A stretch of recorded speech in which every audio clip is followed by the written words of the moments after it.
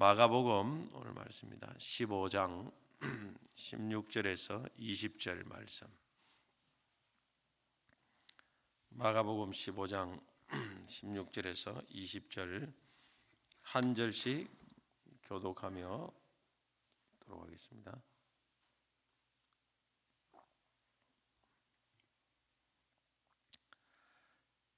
군인들이 예수를 끌고 브라이토리올이라는 뜰 안으로 들어가서 온 군대를 모으고 예수께서 자색 옷을 입고 가시관을 엮었어요. 격려하여 이르되 유대인의 왕이여 평안할지어다 하고 갈대로 그의 머리를 침을 뱉으며 울어절하다. 희롱을 다한 후 자색 옷을 벗기고 도로 그의 옷을 입히고 십자가에 못 박으려고 끌고 나가니라. 아멘.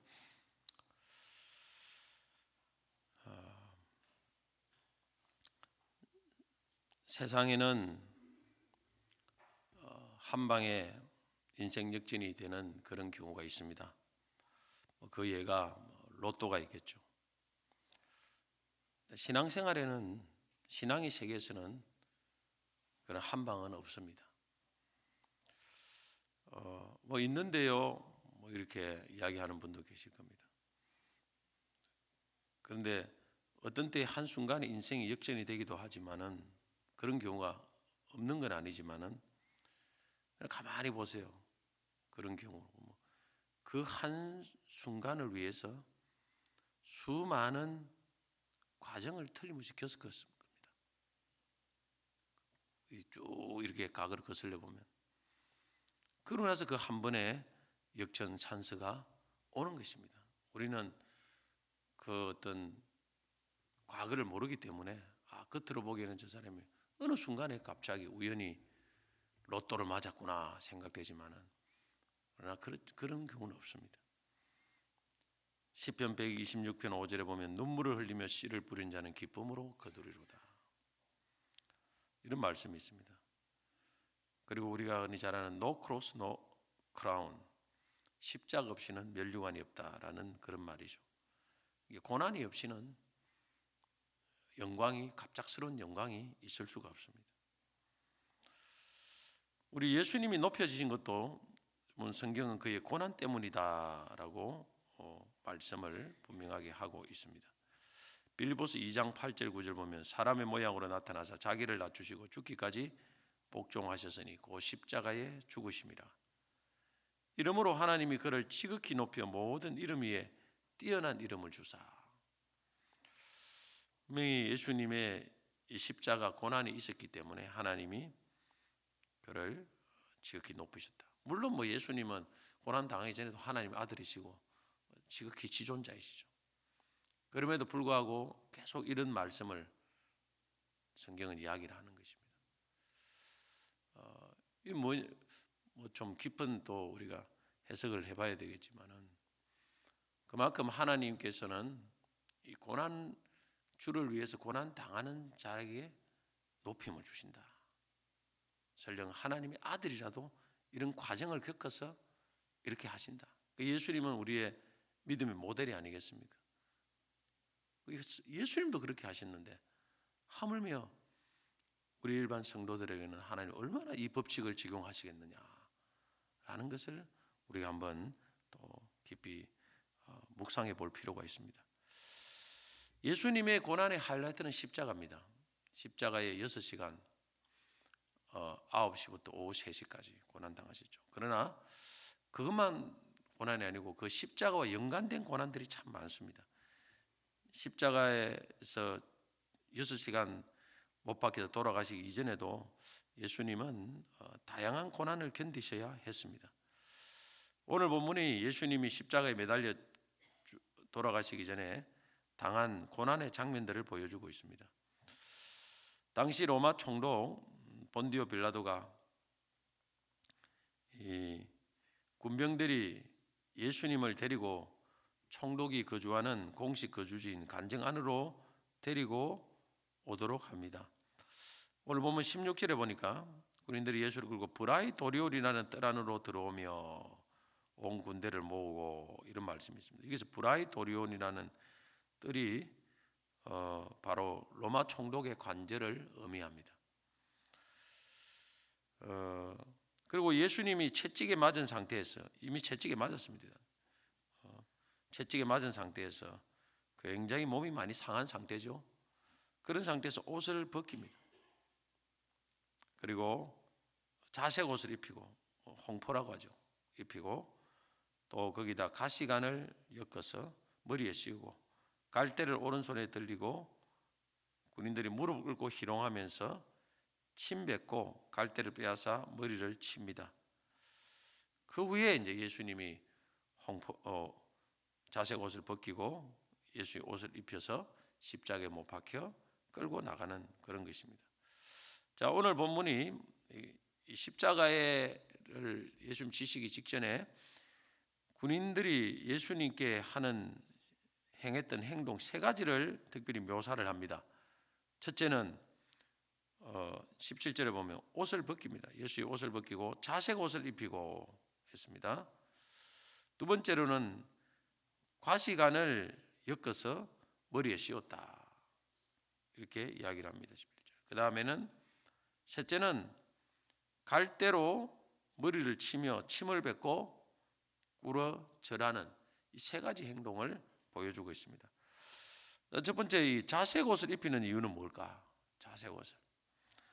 자색 옷은 로마의 군인들이나 시행 장관들이 입던 짧고 붉은 망토라고 보여집니다. 갑자기 자색 옷이 나오는 게 아니죠. 그들이 입고 있던 붉은 망토죠. 그런데 이걸 홍포라고도 합니다. 근데 당시 자색으로 된 옷은 로마의 황제만이 입을 수 있는 옷입니다. 황제만이. 그런데 이 붉은 방토, 이 진홍빛이 나는 거죠. 이 군인들이 입고 있는 이 옷과 자색 옷이 좀 비슷하거든요. 이 자색이나 약간 진홍빛하고 비슷하지 않습니까? 로마 병사들이 왜 자신이 입고 있는 자색을 벗어서 예수님께 입혔을까요? 예수님 옷을 벗기고. 그 이유는 이 로마의 황제를 상징하는 그런 옷을 입혀가지고 예수님을 조롱하기 위한 것입니다. 그래서 그들이 이 자색 옷을 입히고 나서 18절에 뭐라고 했습니까? 경례하며 이르되 유대인의 왕이여 평안할지어다. 이렇게 하지 않습니까? 이게 일부러 이게 왕노릇하는 게 가짜 왕노릇하는 거예요. 왕노릇 하더니 꼴 좋다 이 말이죠. 아이고의 왕이시여 의된 겁니까? 왜 이렇게 참 비참하게 되었습니까? 이렇게 높으신 지체의 왕이 왜 이렇게 비참하게 되었습니까? 이게 예수님이 제목은 사실은 유대인의 왕이라는 이런 정치범으로 이렇게 돌아가시게 된 겁니다. 이 정치범. 그러니까 꼴 좋다. 왕노릇 하더만 그런 어떤 조롱입니다. 조롱. 그래서 이제 예수님이 지난번에 우리 살펴본 것처럼 로마 총독했을 때 로마 총독이 처음부터 뭘 물었습니까? 네가 유대인의 왕이냐? 물었지 않습니까? 그러니까 네 말이 옳다.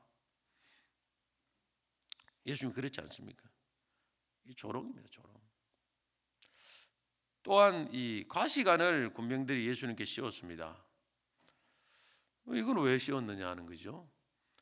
이것도 역시 예수님이 자기들이 볼 때는 가짜 왕노릇한 것을 조롱하기 위한 거예요. 당시 사용되는 이 동전에 보면은 디베로 가이사 로마 황제가 면류관을 쓰고 있는 것이 새겨져 있습니다.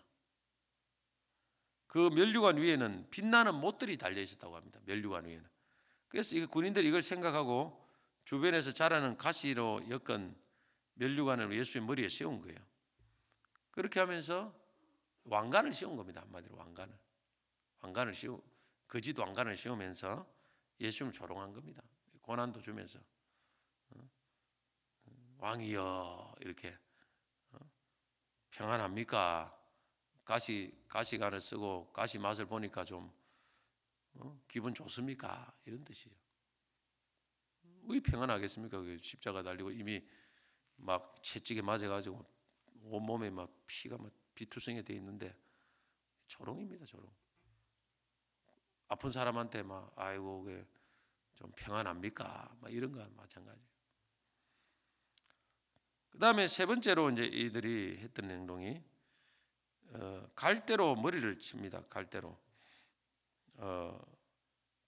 그리고 이 갈대로 여기서는 이제 갈대로 머리를 치며 했는데 다른 성경에 보면은 갈대로 머리를 치기 전에 갈대를 예수님의 오른손에 들려줬습니다. 그리고 희롱을 합니다. 당시 동전에 새겨진 황제의 오른손에는 통치권의 상징인 황제의 홀이 지어져 있었습니다. 로마 군민이 이걸 모방해서 예수님 오른손에 갈대를 지어줍니다. 그게 황제처럼 하는 거야.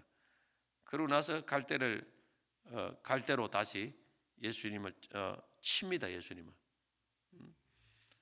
할 거 없어서 왜 이 왕노릇 하느냐는 거죠. 그리고 침을 뱉고 또 무릎을 꿇었대. 무릎을 꿇고 절하더라. 이게 다 희롱입니다. 희롱. 거짓 왕노릇 하다가 이렇게 고난 당하는 그 참 죄인을 보면서 희롱을 하는 것입니다. 유대인의 왕 사칭하더니 꼴 좋다는 것이죠. 다른 말로 보면 이 로마 국민들은 뭐 모르니까 이 사기구나 이런 것이죠. 정치적인 사기구나. 꼴 좋다. 그러면서 뭐 왕이여 하면서 뭐 조롱하고 이렇게 합니다. 참 예수님의 고난을 가만히 보면 참 우리 육적인 고난만 보면 안 됩니다. 육적인 고난만 보면 안 돼요. 아프겠다. 뭐 육적인 고난 당연히 있습니다. 그런데 그에 못지않게 사실 정신적이고 영적인 고난이 엄청 강했다는 사실을 우리가 종종 잊을 때가 참 많습니다. 조롱, 비웃음, 수치. 예수님이 부끄러움을 개의치 아니하시더니 히브리 12장 보면 부끄러움을 개의치 아니하시더니 이런 거 있습니다. 옷을 벗기고 막 달아놓고 그리고 그 많은 사람들이 군병들이 조롱하고 또 사람들이 이거 왕이냐 내려오봐라. 이거 왕이더만 빨리 십자가 내려오봐라. 그런데 힘이 없는 사람 같으면 거기 막 그렇다 치죠. 그런데 예수님은 죄가 있고 뭐 힘이 없는 사람 같으면 아이고 내가 참 죽을 죄를 지었구나 이 생각하는데 예수님은 그렇지 않는 거 아닙니까? 예수님은 진짜 왕이시고 또 얼마든지 그 모든 것을 타개할 수 있는 힘이 있음에도 불구하고 그걸 꼭 참은 거예요, 사실. 온유가 뭡니까, 온유가? 힘이 없어 참는 거는 그건 온유는 아니죠. 속에 입을 갈고 막 부글부글 끓으면서 이게 저주하며 찾는 이건 온유는 아닙니다. 힘이 없어 찾는 거니까. 그 뒤에서는 막 칼을 가는 이건 온유한 건 아니에요. 힘이 없을 뿐이지. 힘만 생기면 그런 사람 무섭게 변합니다. 온유한 거는 힘이 있음에도 불구하고 하나님을 생각하면서 힘을 쓰지 않고 마치 힘이 없는 사람처럼 그게 사람들에게 대해주는 거예요. 부드럽게. 이게 예수님의 온유입니다. 이거는 진짜 어떤 부끄러움과 수치 이런 것을 다 참고 견디지 않으면 절대 있을 수 없는 그런 일입니다. 우리 세상 사람들은 보십시오. 조금만 힘이 있으면 그 힘을 참지 않습니다. 내 가지고 뭔가를 발휘하려고 하고 정치인들도 힘이 있어 보세요. 가만히 있는가? 뭐 그 힘을 가지고 뭔가를 이루려고 합니다. 불법을 저지르려고 합니다. 오늘 우리가 예수님의 고난을 바라볼 때 항상 이 정신적 영적인 이 고난을 항상 기억해야 됩니다. 주님을 섬길 때도 이 고난이 있습니다. 사실 갈등이 있습니다. 이걸 잘 견뎌야 우리 하나님의 뜻을 이루고 또 하나님께 영광 돌리고 하나님이 또 주신 사명을 온전히 이룰 수 있습니다. 여기서 만약 예수님 버럭하고 막 화를 내고 막 이를 했다면 하나님의 뜻이 이루어지지 않죠. 이루어지지 않습니다. 저는 주변에 목사님들을 많이 봅니다. 이런 걸 못 해가지고 목회를 못한 분들 많아요. 사실 이런 걸 못 해가지고 들어보면 알아요. 더 이해가 돼요. 이해는 돼요. 아, 억울하다 이거 억울하다. 그리고 뭔가 이걸 못 하는 거예요. 이걸 못 해가지고 결국에는 참 목회하는데 어려움을 당하는 분들이 많이 있는 것을 제가 이렇게 보게 됩니다. 제가 어디 조암산 집회도 했지만 이 십자가를 바라보면서 참 더 중요한 것은 우리 안에 있는 이 죄의 독을 다 빼내는 게 중요합니다. 이걸 빼내야 됩니다. 빼내고 완전히 예수님 십자가 정신으로 살아가는 것은 바로 예수님처럼 살아가는 거 아니겠습니까? 여러분 가정에서도 보면 억울한 일 많습니다. 억울한 일 많아요. 남자들 보면 억울한 일 많이 이야기를 합니다. 어쩌다가 한 번 했는데 왜 맨날 한다고 했느냐 이런 이야기. 당신은 맨날 한다. 맨날 하는 게 아니고 어쩌다가 한 번 한 걸 갖다고 맨날 한다. 남자들 이성적으로 따져요. 여자분들은 감정적으로 말하지 않습니다. 그런 것도 다 이게 참아야 돼요, 사실. 아, 원래 그래서 그런구나 생각하고 또 참고. 그런 걸 다 일일이 그렇게 하면 안 됩니다. 내가 좀 억울하고 내가 좀 손해보는 거 있어도 참고 견디면 가정이 천국이 되는 거예요. 할렐루야. 이게 십자가 정신으로 살아가는 게 아니겠습니까? 우리 교회도 죄를 하다 보면 다 때로는 참 억울한 일도 있을 수 있고 또 안 그렇습니까? 그런 게 없는 사람이 누가 있겠습니까?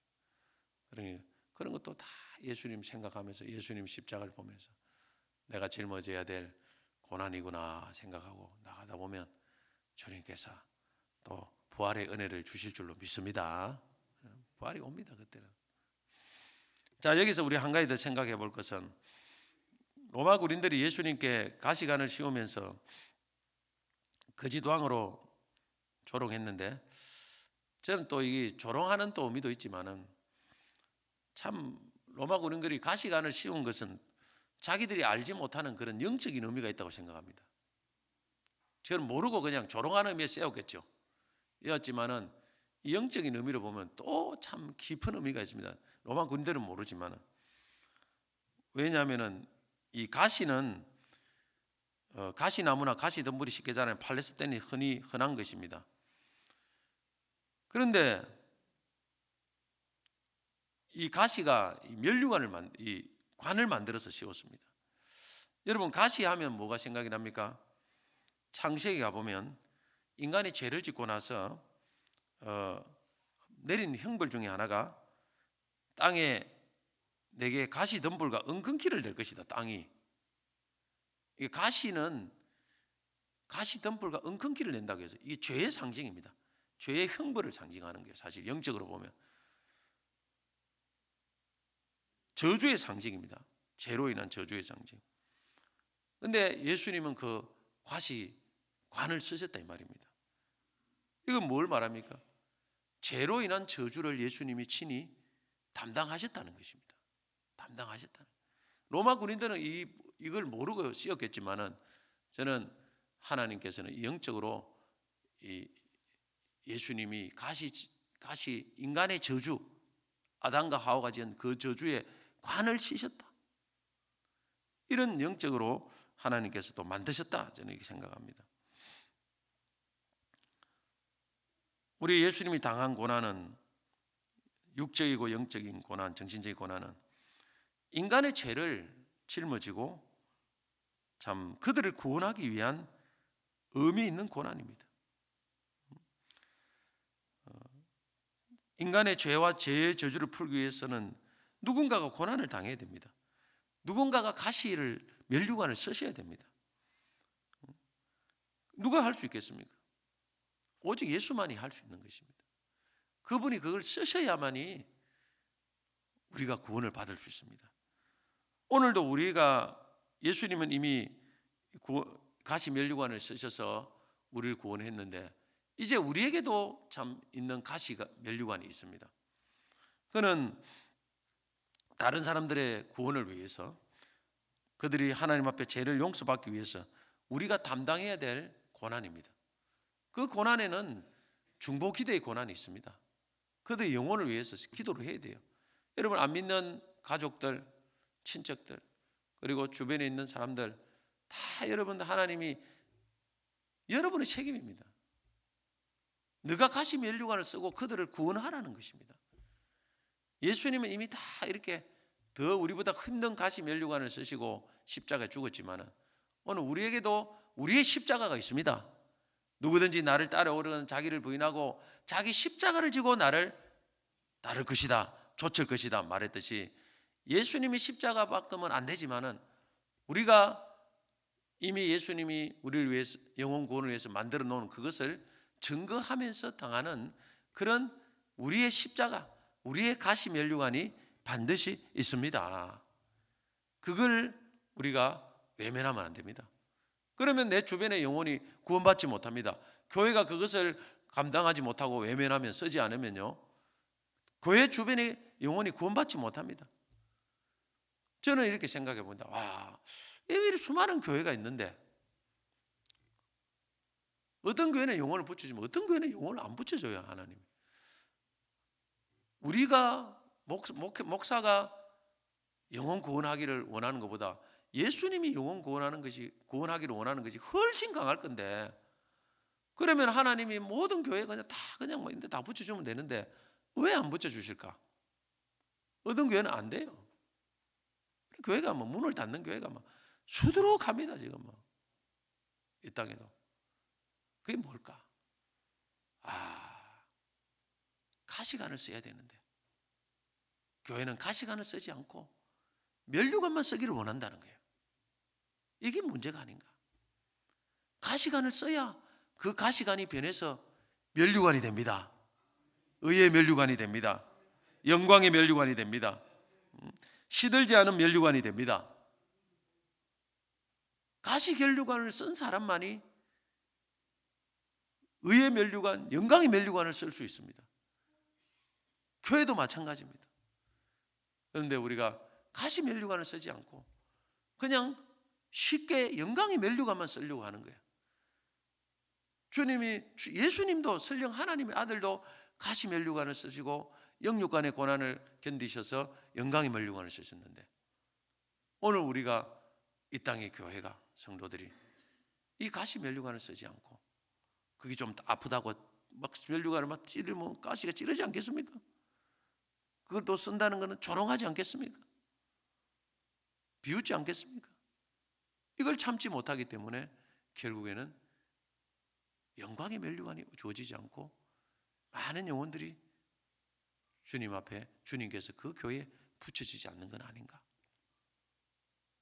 그런 생각을 해봅니다. 여러분 어떻습니까? 우리가 이 고난당하면 예수님은 고난당하니까 안 됐다, 이런 것이 아니고 우리가 이 고난 주간에도 우리가 감당해야 될 이 고난이 있다는 걸 생각하고 우리가 써야 될 고난이 있고 이걸 다 여러분 감당할 수 있는 힘을 주시고 은혜를 주시고 주님을 따라갈 수 있도록 도와 주시옵소서. 이런 기도가 있어야 될 줄 압니다. 가시 면류관 쓰는 거 오래 안 갑니다. 예수님이 그거 쓰고 사실은 십자가 못 박이 하고 그 다 가시 면류관 하면 그거 얼마 몇 시간 안 해요. 그걸 아침 써가지고 오후 3시까지 아닙니까?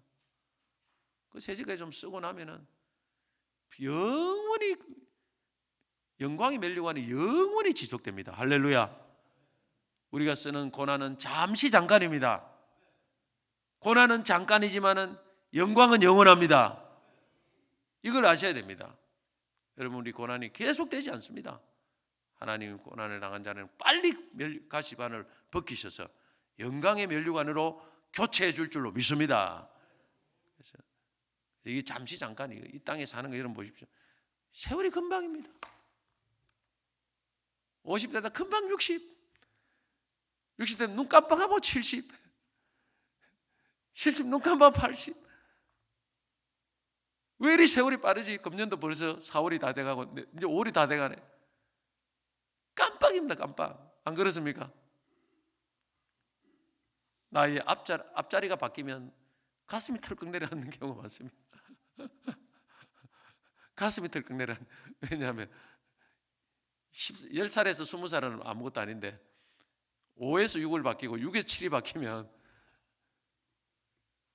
이게 이제 충격이 막 나오고 7에서 8이 바뀌면 더 그렇고 감시감당입니다. 여러분, 주님 주신 이 가시면류관 외면하지 마시고 잘 받아쓰셔서 우리 모두가 장차 천국에서 영광의 면류관으로 다 만납시다. 할렐루야. 다 영광의 면류관 쓰신 우리 성도님들이 돼야 되는데, 그래 제가 목회를 잘해야 되는데 참 성도님들이 면류관 쓴 우리 성도님들이 많이 천국에서 볼 수 있기를 축복합니다. 조금 이 땅에 주를 섬기는데 힘이 들더라도 그것이 주님의 고난에 동참하는 것이라고 생각하고, 여러분 이 가시면류관을 잘 쓰셔서 또 이 땅에도 주님이 면류관 주시고 천국에도 또 영원히 썩지 않은 면류관을 다 얻는 그런 우리 성도님들이 다 되시기를 주의 이름으로 축복합니다.